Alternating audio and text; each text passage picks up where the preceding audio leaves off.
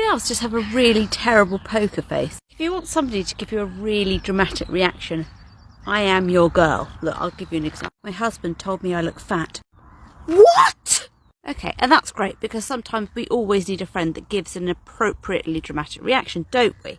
However, if subtlety is required, I just can't do it. Even if I'm trying to remain neutral, okay, neutral face, and somebody could say something like, I think Donald Trump is really good looking, my reaction would be... The other day, my mum went to visit one of my ancient old cousins. She's in a care home, and apparently she has dementia. Nobody told us she had dementia, but it became apparent on the visit. The plan was we were going to take her out for lunch. So we got there about 11:30, and I know for a fact that the home doesn't start serving lunch until at least 12, maybe 12:30. So I said to her, oh, we found a lovely place to go for lunch. And she says, I've already had lunch, I'm not hungry.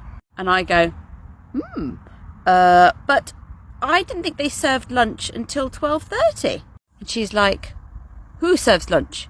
I make my own lunch whenever I want to in my flat. So she's saying this, me and my mum are in the front going, trying to side-eye each other with both, genetically overexpressive faces. Mum starts getting the giggles. No, I know how immature it is, I do know. And then she starts to say something else, but I can't understand what she's saying because she hasn't got her teeth in. By this stage, my mother is basically out of control and sort of snorting loudly, more loudly than a normal person because she's deaf. And so my aunt is saying something about how she goes to the shops and she gets the bus into town.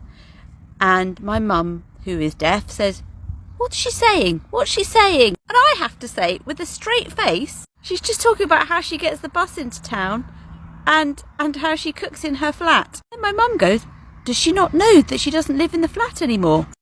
But my aunt isn't deaf, so she can hear my mum. So that was the moment we clicked she had dementia.